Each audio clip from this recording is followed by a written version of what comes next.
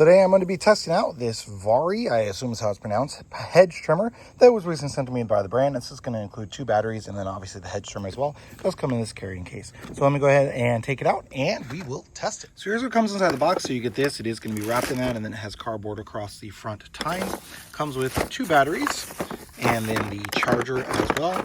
And then comes with this one as well. So you can swap it out if you want from that straight one to this one. Now it's not going to be super long like you can see here.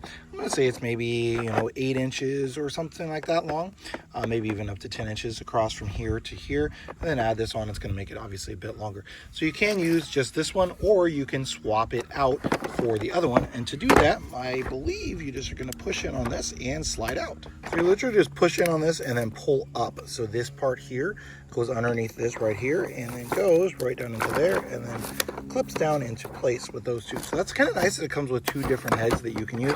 Obviously it comes with chargers and such as well. So let's go ahead and test it out. I'm going to be testing it with this one. So I've got this bush here that definitely needs trimmed up. So I'm just going to be using this halfway long one. I'd say it's, like I said, it's probably like 6-8 inches, something like that. So let's go ahead and go through and let's see how it handles it.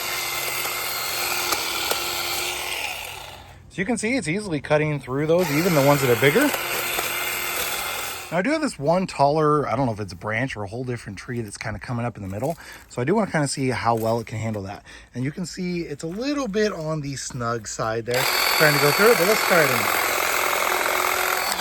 And yeah, so it doesn't just barely doesn't fit in there. But I can do it. Yep, go up a little bit higher and it cuts it off. But it's just going to be a little bit too thick. So you can kind of see how it doesn't quite fit into there.